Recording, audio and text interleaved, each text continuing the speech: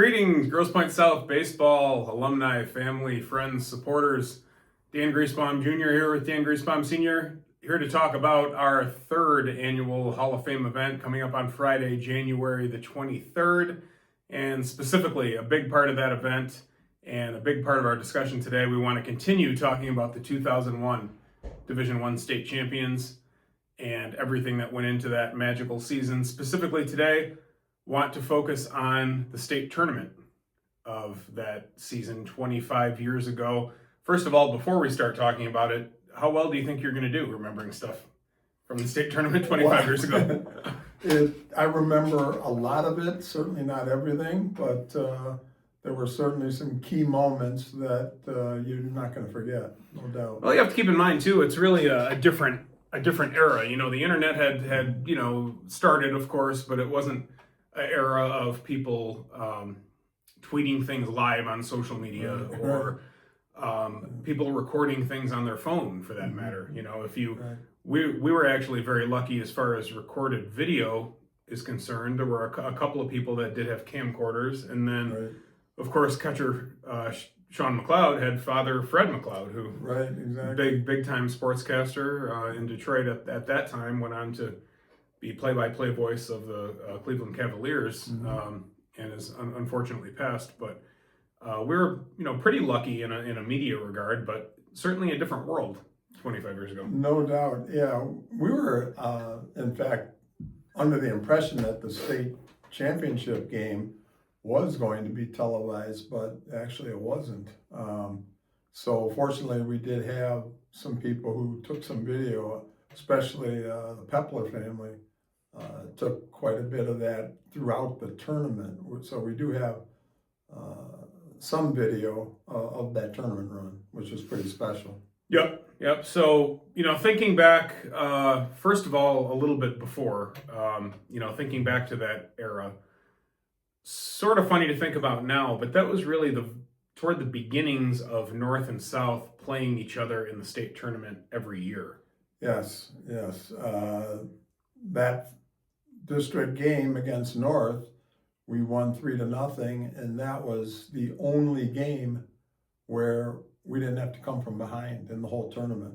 All the other 6 games we had to come from behind, and it was a little bit more nerve-wracking, obviously, than the 2018 one, where after we beat Liggett, that was the only close game we played in the whole tournament.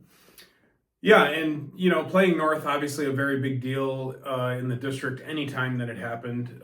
Again, thinking back to that time period, it didn't happen from 1992 to 1998. North and South weren't even in the same district, which is crazy to think about now. We both ended up hosting because we had the best fields. There were more teams in the tournament, basically, and unfortunately, we ended up playing a lot of Detroit teams, which were not the strongest at the time, but ended up we usually won our districts and met at other times in the tournament.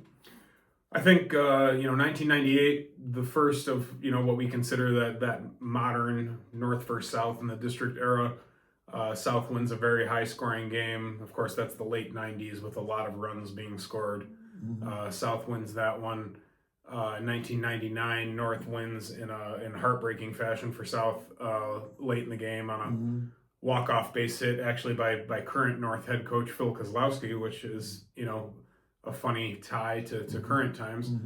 The year after that, 2000, North with a excellent team, just kind of outlast South. Scott Kerber, a superb player from that time period. So North 2-1 at the time in that modern era, heading into the 2001 game.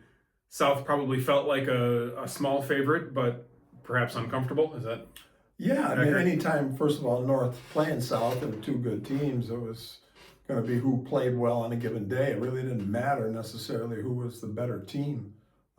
And Vlasic had a great day, obviously, that day, and we beat him 3-0. Just pretty much shut him out. And After that, we ended up playing Mott, East Detroit, Farmington, West Bloomfield, Grand Ledge, and in every one of those games, in some way, shape, or form, we had to come from behind. Right. And they were very close games, most of them. Now, do you remember the unusual thing about that district final game in terms of the day that it was played?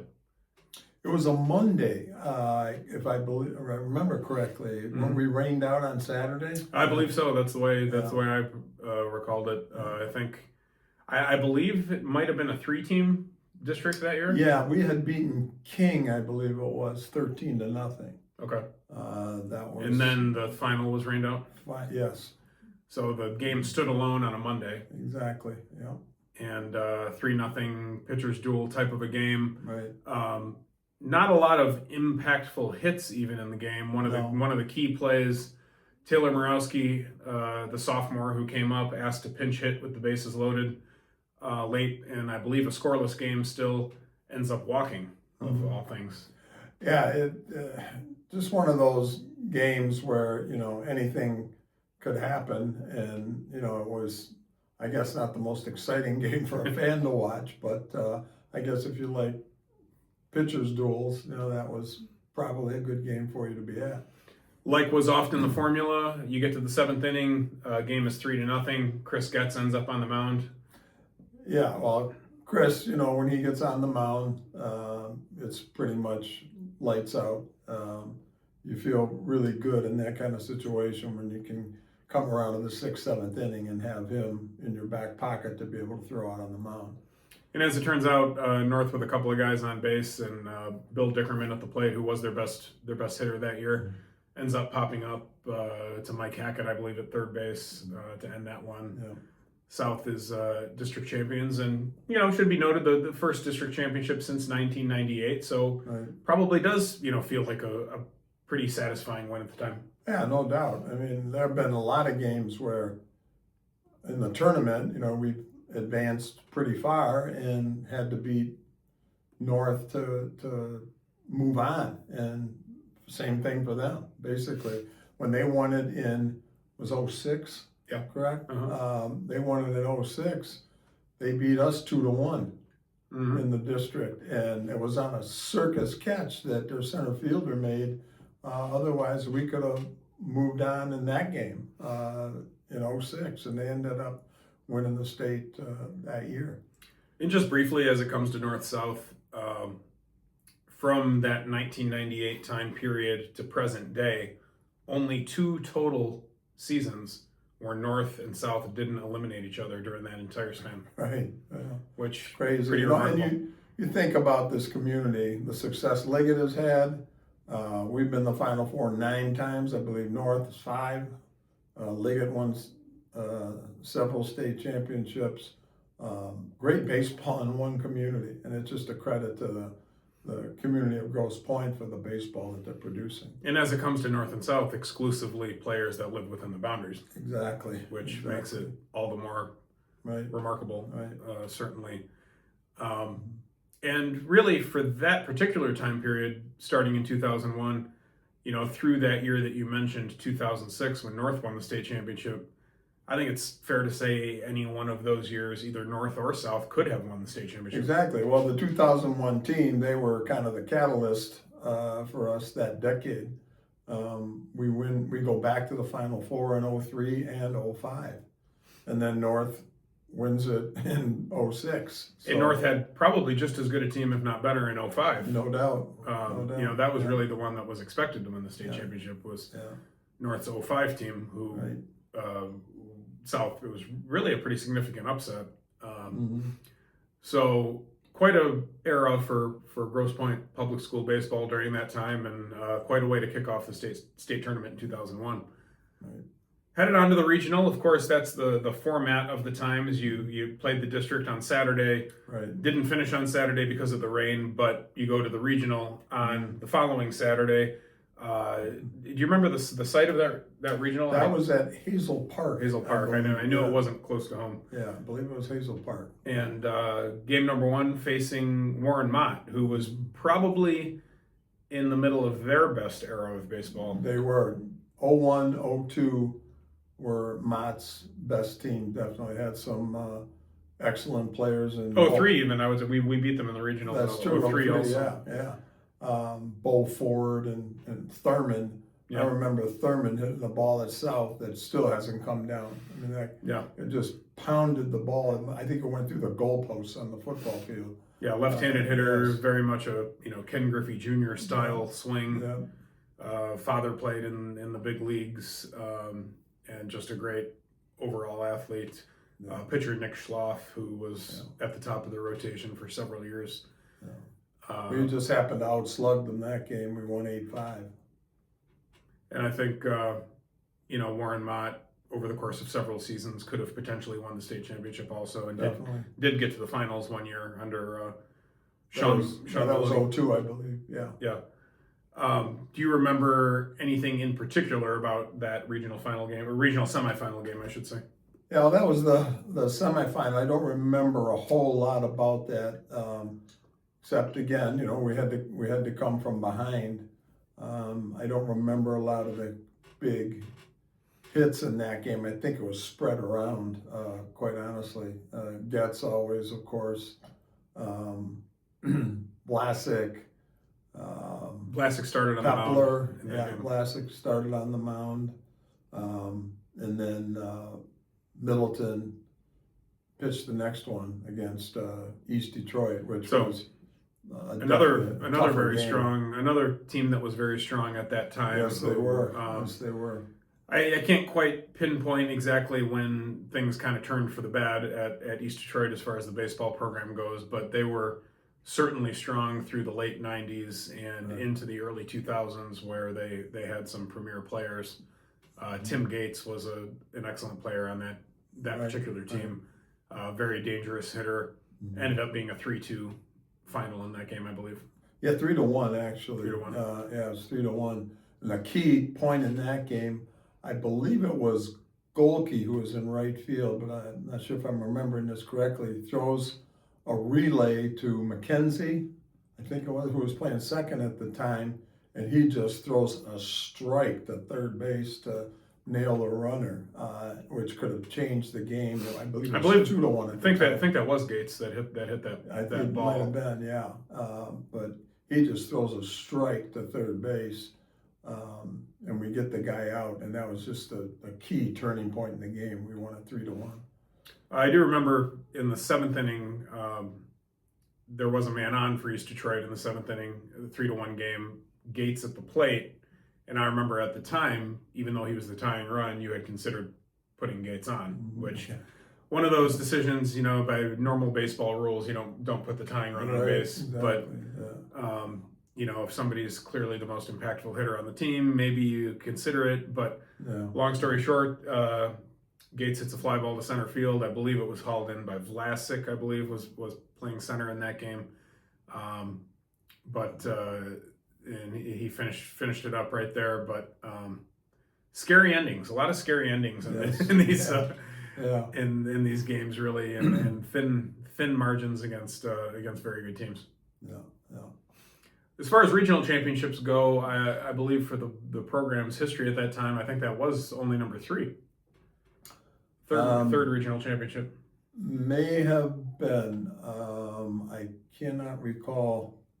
I know in '92, they had the different. If you won the regional, you went to. So I think we were in the final 8 and right. got to the final 8 in '92, but it wasn't right. technically called a regional championship. I don't think.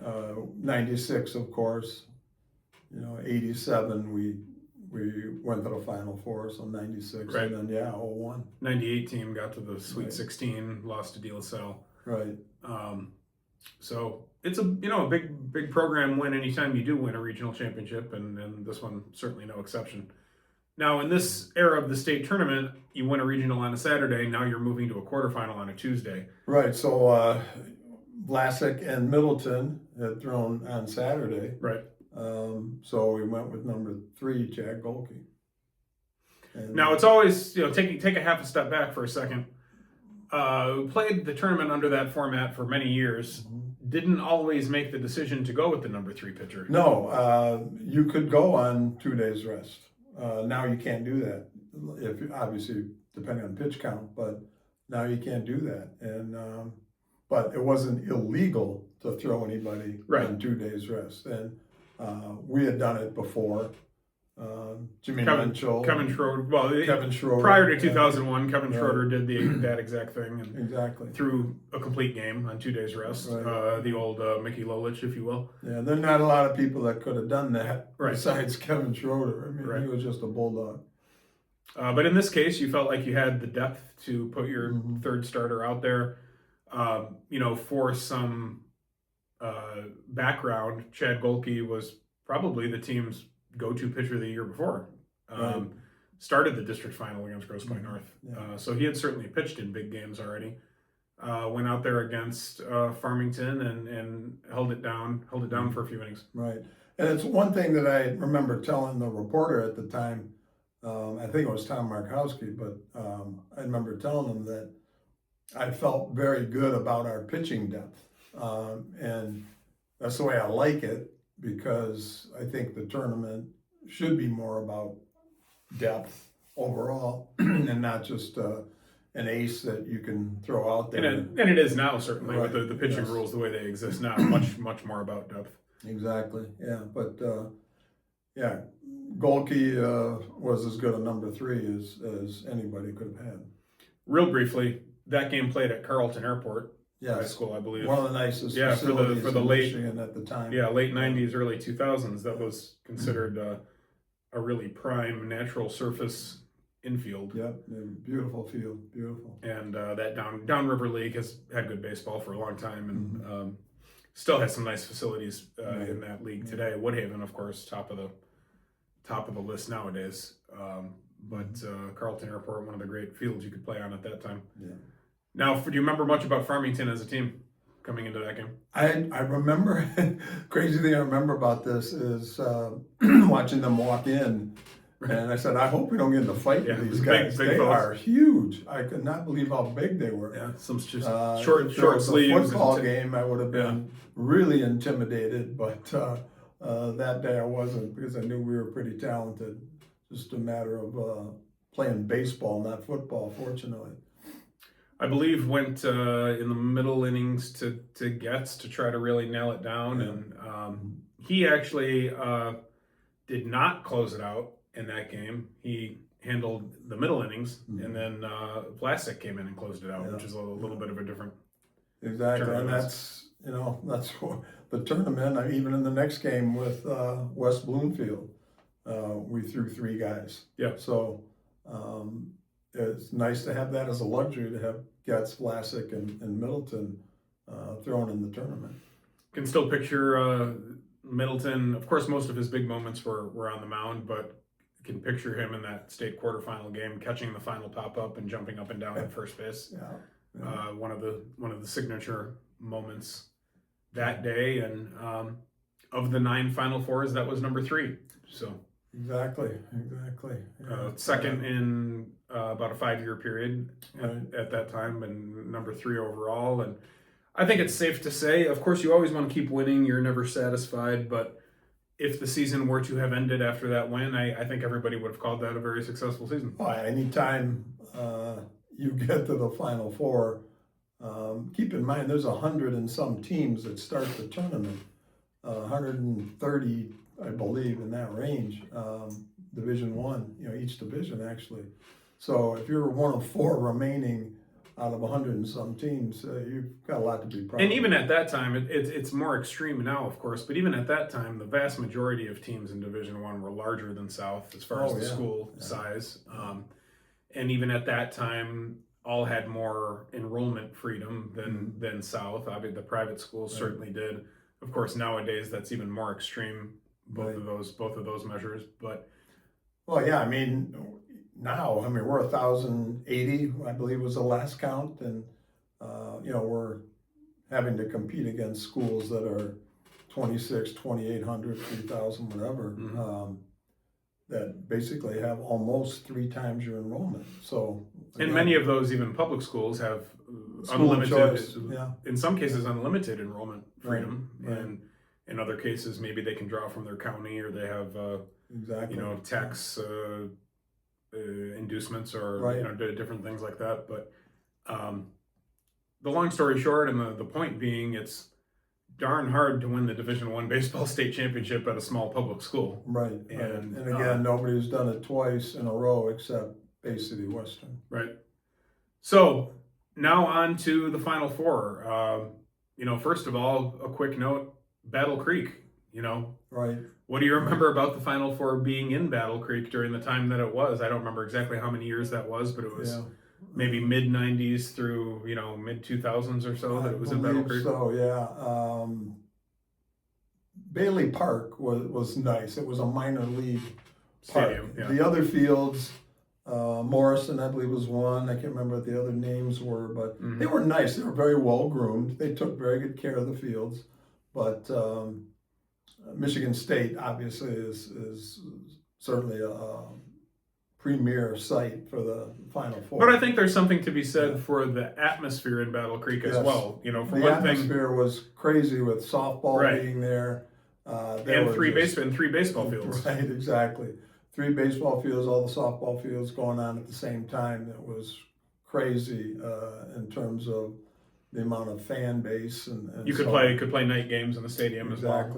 In '96, the state semifinal game that we were in was at night in the stadium, C.O. Brown Stadium. Right. Bailey Park, I think, was the name of the ententire park. I think it was Bailey Park. C.O. Brown Stadium is right. I believe, like a World War II era type facility. An old minor league ballpark, but right. Nice in its own way. Had lights and was a neat atmosphere, especially when it was full, which we'll get to in the state final, by the way, as far as talking about it being full. But that semifinal game against West Bloomfield first, I believe it was Morrison Field. I know there was a couple of other fields there. It was. I believe it was an afternoon game or an early afternoon game, perhaps. The West Bloomfield team, a solid one, featuring Eric Morris, who went on to play catcher at Michigan State. Jack's son. Son of Jack Morris. In fact, I believe he did have a hit or two in the game. Yeah, 3. Yeah, actually 3 hits. But I believe also made a key out with men on base, which if you're going to get him out, that was the time to get him out. But a really good, solid team up and down. West Bloomfield was. They got past Brother Rice and some other really good teams on their way to the Final Four. So of course they're going to be competitive. What do you remember about that game and Andrew Vlasic's outing? Yeah, well, we got down 3-0. I think very uncharacteristic. Pickle gives up 6-7 hits, I think it was. Maybe him hitting the wall to a degree. Yeah, it could be. Yeah, he had thrown a lot that year. Had a great year, and a lot in the last week. Several exactly. different times in the last week. Then we brought in Middleton, and then Getz, of course, closed it out at the end. But yeah, it was come from behind. Getz hit a real key solo shot. Just hit a bomb that game that put us up 5-3. I believe was the time they got one more run. But in a lot of ways, I think maybe the Getz coming out party at at that game, closing the semifinal, hitting that home run to tie the game, I believe it was. And he got a lot of attention from that game as well as the state final game. Sure. Last inning, have a 1-run lead, 5-4, I believe. Man on third, man on second. Ground ball to Johnny Halpin at second base. That, as I recall, it felt like it took 14 seconds to get to him. Forever. Just it's somehow some type of a number that took a really long time to get to him, and luckily the hitter wasn't especially fast. Exactly. Yeah, I think we got him by about a half a step, if that. But it's just the type of ball and the type of situation where there are fielders who would have duffed this ball, or hurried it, or thrown it over some guy. I mean, you can picture it. You throw that over somebody's head, the game's over. The season's over. I don't know what was going through John Halpin's head, if any of those things, but he was a very solid, steady performer. As I said, Johnny always made the routine plays. He was solid over there, and but yeah, I remember that ground ball. It's just, please get there, let's go throw him out. And as I said, we got him by about a half a step, I think. And you could say that was probably the first enormous moment of the tournament. That's South's first time getting to a state final. Right, so right. we hadn't we had experienced the things prior to that to some degree before. That last out, that felt like the big celebration at that point. You can picture many people being picked up by other people and whatnot, and people running on the field, and that was our first dog pile, basically. But that, if you feel too, if you get to the final, anything can happen. And that's happened over the years. There've been a lot of teams that were supposed to win state championships that didn't, just because baseball being the game that it is, anything can happen on a given day, and a lot of times it does in that kind of environment. Sure. The best team doesn't always win. And I think if you're a school that has been open since 1922 or whatever it is, and you've never been to a state final, you get to one, you feel like you're playing with house money to some degree. Exactly. By the time you get there. Yeah. So great team effort again. Find a way through that game. Everyone's been contributing. 4 pitchers contributing, hitters up and down the lineup. A lot of pinch runners. I mean, you think about guys that all scored runs throughout that tournament. Whether it's Millhouse or Loringer or Yankee or defensive replacements or whatever. McKenzie making plays in the infield. Well, that's the thing.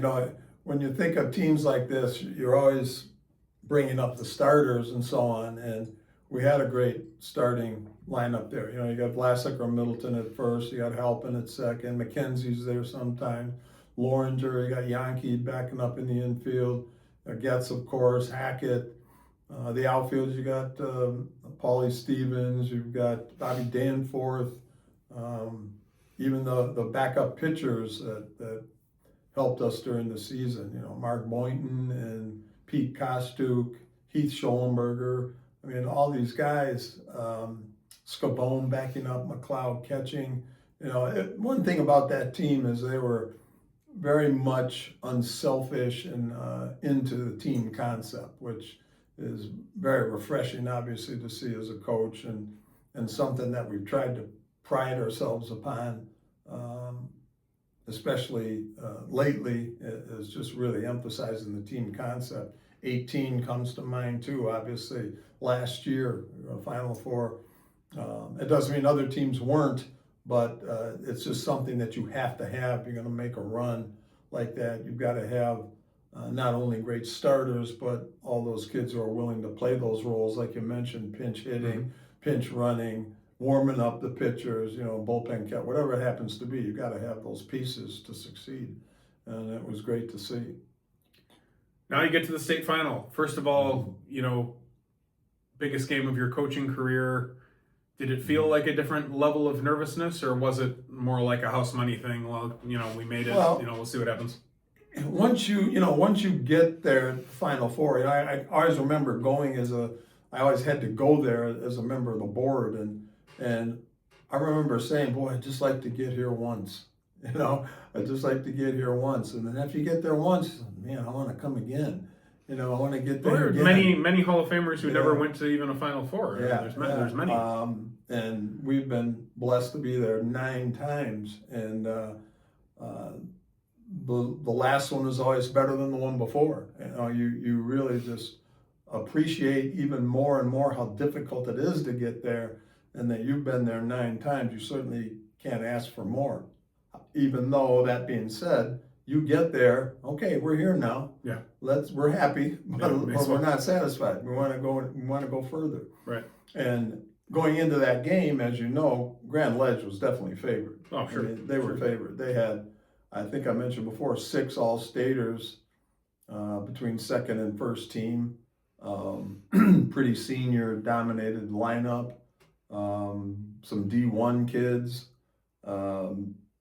And not to mention that the town of Grand Ledge must have shut down that day because they were all in Battle Creek. Well, Battle Creek much closer to Lansing than Grosse Pointe. But yeah, their side of the field and the construction of that stadium being what it is, it felt like there was a rumble. You know, it felt like it sounded like a Yankee Stadium. You know, just the rumble of that fan base. And we were on the third base side and had a good crowd for us. I mean, we had a really good crowd, but theirs is the largest one I've ever seen at Battle Creek up to that point. The largest crowd I've ever seen. I think they took infield first, if I recall, and when they ran off after their infield, the rumble of their side felt very imposing as we were heading out for ours. It was somewhat intimidating, and I think we came out a little bit nervous in the first inning or two before we settled down. Now, were there any coaching decisions really to make before that game? It seemed, Middleton, the obvious starter, I think. Yeah, well, that was the big decision. We just told Matt, hey, just pitch today. You take care of it on the mound. We're going to let Taylor Morawski hit. And, which hadn't been the case. Matt had been hitting for himself the whole year. Right. And was a good hitter and had some power and had hit for himself. So that was the first time doing that. Right. Otherwise, pretty much standard formula. Played the game the normal Michael's way. in center, Michael's in left, Pepler in center, Golke in right. And you got Vlasic, Halpin, Getz, Hackett, McLeod. Right. Yeah. And Morawski Middleton on the mound, Morawski DH. Right. So we get to the top of the first. Long story short, they have a guy at first base, and every nightmare possible comes true in that first inning, to where you wonder if maybe this, the Lord might have said, we let you come here, but that's going to be it. Yeah, it's like, that's enough. So, they actually don't steal second base, but fake break towards second base. Catcher comes up, throws it to second base, but because he wasn't actually stealing, nobody was covering. Right. So went into center. Pepler then, I believe, picked it up and misfired back in, and it rolled all the way to the dugout. So because the runner was on second, 2 bases from the field, and that's a run. 1 from the mound, 2 from the field, yeah. All of a sudden, you have a guy on first base in a somewhat harmless situation, and now he scored, and you're losing 1-0. Right. Do you recall, a level of 1 to 10, how down did that particular play make you to start the game? Well, yeah, I mean, obviously, you can't feel good about that kind of situation, getting down early in a big game like that. If anything, you'd hope that you could score early to take the crowd out of it, which exactly. it didn't exactly do. It just obviously got the crowd more into it, fired them up even more. But long story short, the game settles down. Pretty well played the rest of the way as far as. And Matt Middleton, again, I can't say enough. Here's a guy who was 5-6 going into the game, and again, that record was very, very deceiving because he threw extremely well. Just lost some very close games throughout the year. But he was just such a bulldog in that game, shutting out that lineup. Their hitters were, I'm sure, very feared, throughout Grand Ledge, Lansing area, whatever. They were just a very good team, and he just kept them off balance all day long, just with the change-ups and the sliders and sneaking the fastball by him, and he just was a bulldog that game. Not to mention Grand Ledge at that time considered one of the top programs in Michigan. No doubt. They had more Final Fours at the time than anybody, right? It just won the state championship in 95, I believe. Went to the finals again, I want to say in 96. And tough kids, really tough kids. A tough coach. Pat O'Keefe was a great coach. 1,000 wins. Right. And they were definitely favored to win the game. Tied the game. Do you recall the inning where it was around the 4th inning that it got tied, or 5th inning that it got I believe the 4th inning. I believe Pepler drove in the tying run. Is that right? Just putting singles together, moving runners, nothing overly notable, just putting the bat on the ball, moving runners, and knocked in on a single by Mark Pepler. Right. Otherwise, just trading good defensive plays back and forth. Mm-hmm. One offensive miscue for South. Sean McLeod hit a ball very deep to right center field, and you want to talk that out? He didn't pick me up on the way to third. I was holding him up at second base, and he just didn't look at me. He just kept coming and got thrown out at third, and that was so deflating at the time, extremely deflating. One other extra base hit for South. Taylor Morawski hit a ball deep Yes. to left that got lost in the sun. Yep. But he got stranded after that double as well. So just hadn't quite got the big hit yet. We've got a 1-1 game going to the bottom of the sixth. Yes. And then three hitter Mark Pepler coming to the plate. Yeah, he singled, and they try to pick him off first base. It's by the first baseman. Left-handed pitcher. Yes, left-handed arm. Was Kleinfeld? Kleinfeld, yeah. He ended up, I believe, pitching in college somewhere at a small school, because I know I actually faced him in college. Yeah. But a good left-handed pitcher. Right, so Pepler comes all the way around to third, and we've got a man on third, nobody out. And they strike out Chad Golke. And then, By the way, on that pickoff throw that went awry, some fields he may not get to third base. no way, yeah. You're right. It's a stadium with a lot of room over there. Mm-hmm. You can still see Coach Moak jumping out of his shoes, trying to get Pepler up and moving, and potentially get to third base, and that's an enormous play. The difference between getting to second and getting to third is enormous. Right. Well, if he was on second, obviously Golke was going to be bunting him to third. I don't know how obvious that is, other than to you. Maybe he's the cleanup hitter. Yeah, exactly. But Pepler gets around to third. They strike out Golke, and Mike Hackett's up. And Mike, he obviously had a great year for us. But with some pitchers, they had his number, so to speak. I just didn't like a couple of the swings he got, and that at bats, and it just came to my mind. I don't know how. I must have been maybe crazy at the time. He's my fifth hitter, and man on third, one out with a 1-2 count, and Kleinfeld throws a ball that's about at neck height. It seemed in the video like it's about neck height. Mike just gets that. Was it a breaking ball? I believe. I think so. He gets it down, and the feeling after he got that thing down was amazing. I even thought that he was safe at first. I believe they tagged him going to first. They tried to tag him. They missed him, but okay. I'm not sure on that. But I thought they missed him. At any rate, we score the run, and here we go to the seventh inning. Do you recall any other time in your coaching career prior to that you tried a 2-strike suicide squeeze? No, not a 2-strike. No, that was the first time. And again, it just came to me as an instinct at that point.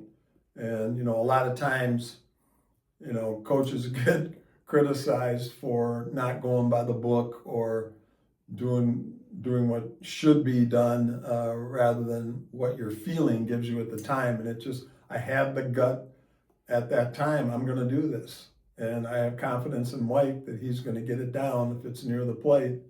And I just have to try this. I have no knowledge. I don't know if you do, but do you know of anyone besides you and Mike and the runner, of course, and that knew it was coming? Did anyone else see the sign? In other words, I think our coaches may have seen it, but credit to Mike, he didn't look at me like I was crazy. Right. He's probably thinking it at the time, but didn't look at me like I was nuts. He just had it in his brain. Hey, I got to get this thing down. And he did, and bunted it back to the pitcher, but Pepler was across the plate, I think, before he picked it up. Now, famously, it happened again in 2019 in the district final against Grosse Pointe North. Now that was even crazier because it was bases loaded, right, and an 0-2 count, right, on Fabry, and again, I just didn't like the swings he was getting against Consora. he was late. Another good pitcher when I Yes. went to Northwood. Yes. He threw very hard, and I just didn't like the swings he was getting. And again, instinct popped in my brain.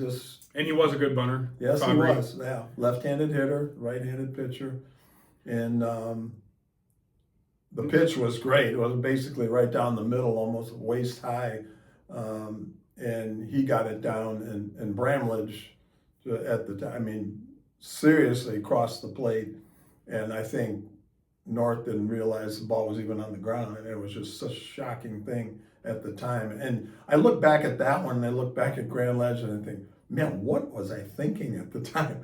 But, I think as a coach, a lot of times you can't go by analytics. You can't go by what you should do. You got to go by feel. And that's what happened that day. And it happened in Grand Ledge, against Grand Ledge as well. And fortunately, those two guys, Mike Hackett and Andrew Fabry.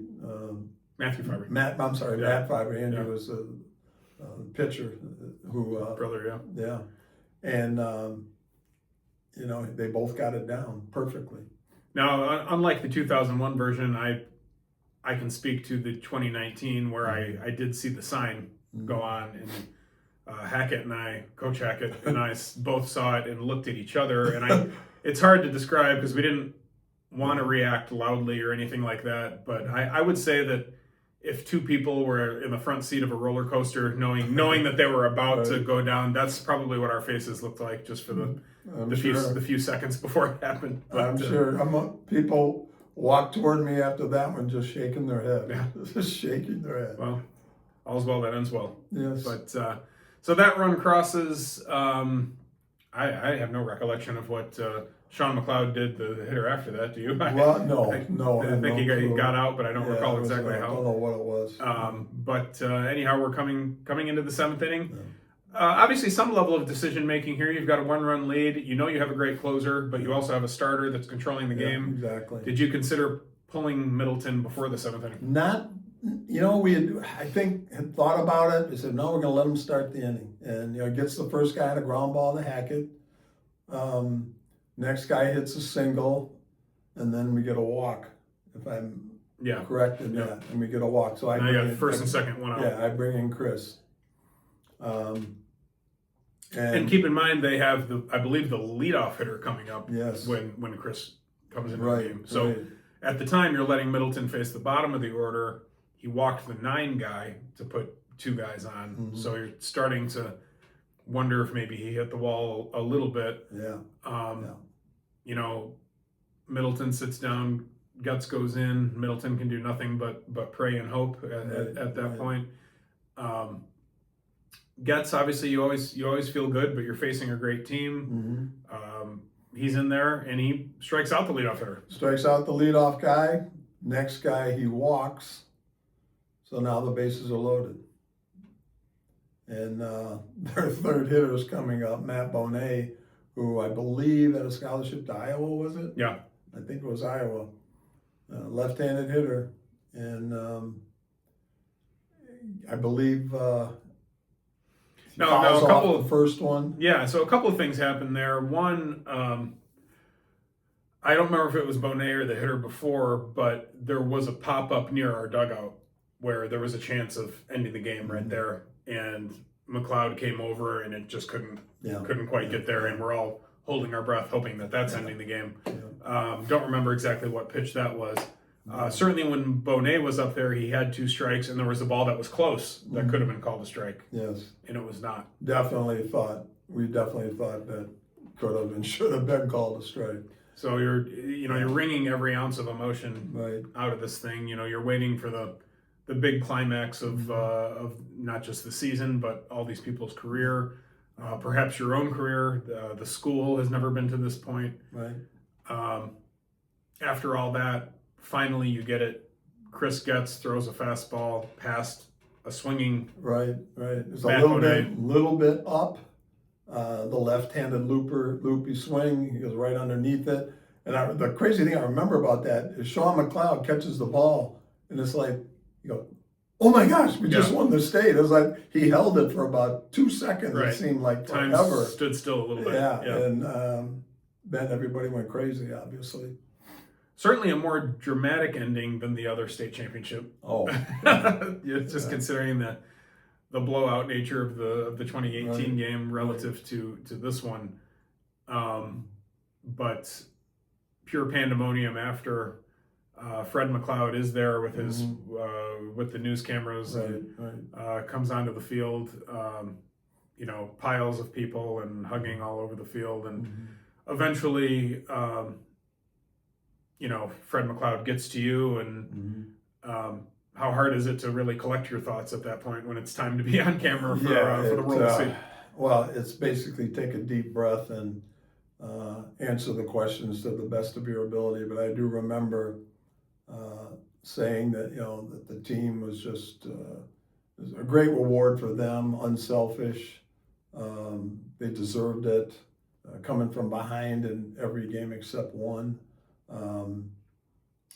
Just the way in which it happened, as you said, to the first boys state championship in school history, about 75 years or so, I think it was at the time, and just a unbelievable feeling at that point, just unbelievable.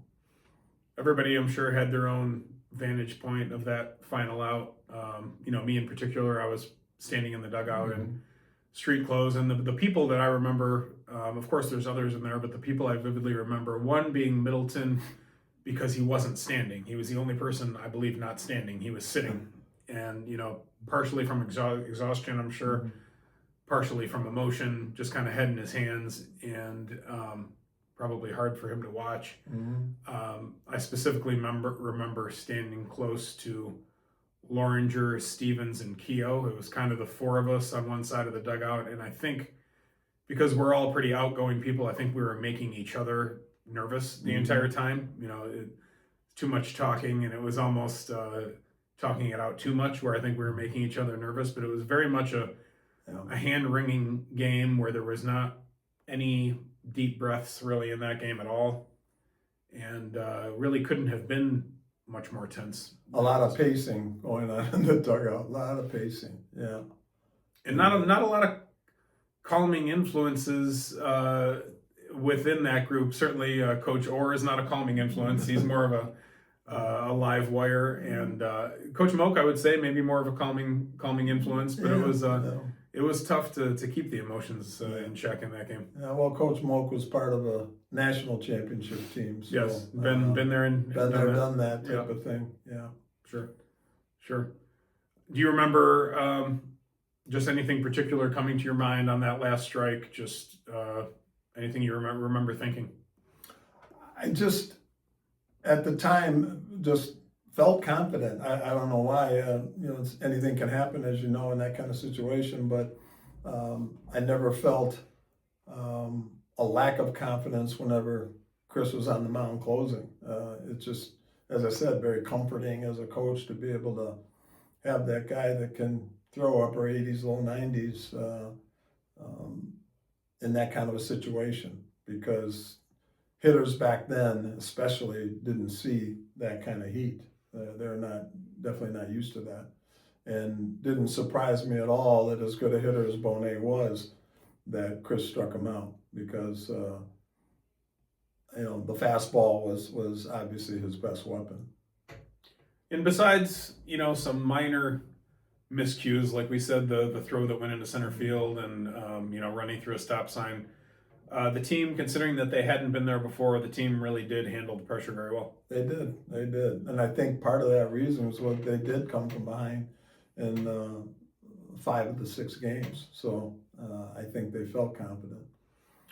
Do you think that there's anything to the way that baseball is played in Grosse Pointe? And by that, I mean the Little League atmosphere is very competitive in Grosse Pointe. Tournaments that are trying to be won, state tournaments that are trying to be won. Do you think that? Right, and a lot of the kids, I believe Hackett's group won a state title in Little League. So, they've been in that kind of situation. And the other part that I tried to emphasize when I was talking to McLeod was, our schedule, okay, we didn't see anybody, and that includes Grand Ledge, we didn't see anybody in the state tournament that was better than what we played during the year. We went down to Cincinnati and played Moeller. Mm-hmm. We played Sycamore. Moeller, we played Dublin Kaufman, who won the Ohio State championship that year. Right. So, it was like, these guys are good, but, we can hang with them. We can hang with them. And I think that's what's been the important aspect of our runs, and why I think we've done so well in the state tournament is we see really good teams during the year. We play Brother Rice, and we play De La Salle, and we play the Dakotas and all those people. We're not going to see anybody in the tournament that our kids are going to be deer in the headlights. It just doesn't happen. We've had losses. I've been fortunate to be here for 900 and some wins, but I don't mind telling people I have over 500 losses. But those losses are what helped us achieve what we've been able to achieve, to get to the Final Four 9 times, win a couple titles and the runner-up and so on. Because our kids are just used to that kind of competition, starting in Little League and so on, and moving on up through our schedule. Now, just in terms of the legacy of the 2001 team, would you say did things change for South baseball after that? Yeah, I think we, at that point, realized that, we could contend every year. Granted, in single elimination, it's tough. Anything can happen. But if you can make it 3 times in 5 years, that's just a phenomenal accomplishment. And we did it again in 14, 15, and 18, where we were Final Four, runner-up, and then state champion. And it's just 3 times in 5 years, and keep in mind the 2 other times losing, or two other times in that 6-year period losing to teams that got to the state finals. Exactly. So it's not far off. Right. And as we said, one of them in 06, our crosstown rival beat us 2-1. So, right. It's our kids are not intimidated, certainly by any team that we see in the playoffs, because they've been there. And in 2 of those years, 04 and 05 were without your best player. Yes, Adam Abraham. We thought we were going to have an 04 and 05 hockey player. We mentioned this before, who was unfortunately rendered ineligible to play his junior and senior year because of the OHL hockey contract.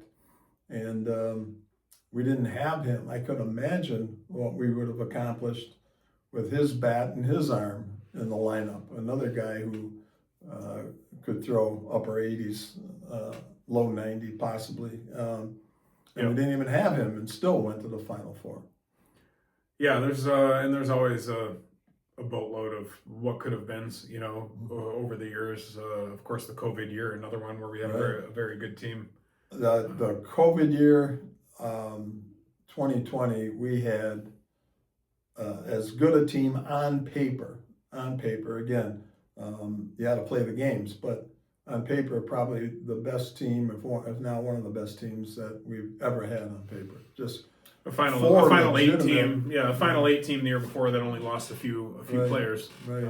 We had 4 legitimate middle infielders, 3 great starters, a lot of good backup people, just a great overall team in terms of depth at every position. It was just a shame that we couldn't play. Yep.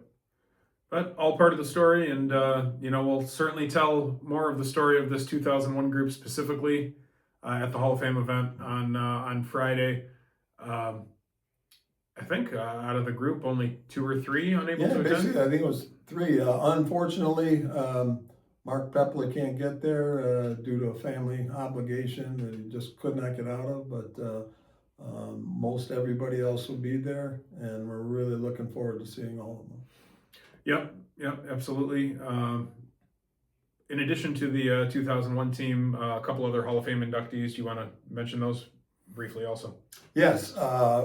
Ed Wernett, who was described at the time probably the best athlete ever at Grosse Pointe High. He will be honored posthumously, and Tom Class of Tomowski. 33, is that? 33, correct. And Hard to picture the school in 1933, exactly, it really is. Yeah, only had been around about 4 or 5 years at that time. During the Depression. Exactly. And Tom Tomowski, who had a 79, I believe it was, who had a great career there as well as in professional baseball. All right. Anything else you want to remark about the 01 I group? think that's it. 01, you were really the catalyst that started some great years of South baseball. We appreciate you very much, and we're going to show you our appreciation by honoring you in our Hall of Fame this Friday night. Even the turf infield, I believe, came right after the Correct. 01 group. Was that 03 maybe? Or Yeah, we had just the infield at that point. Yeah. Yeah, it was shortly after that. Press box came shortly Yes, after that, but yeah, you can point to a lot of things there certainly. And now I don't have to pull tarps off the field by myself. No grass or dirt. No grass, diamond dry, mound clay, tractors, none of that.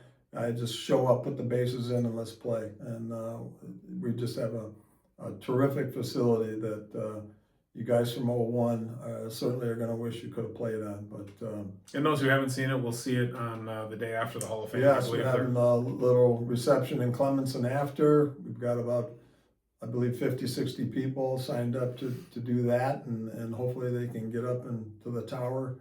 We'll have some refreshments there, and it's going to be a great day and a great event. Absolutely. All right, thanks everyone. Looking forward to seeing you. Thank you. See you Friday.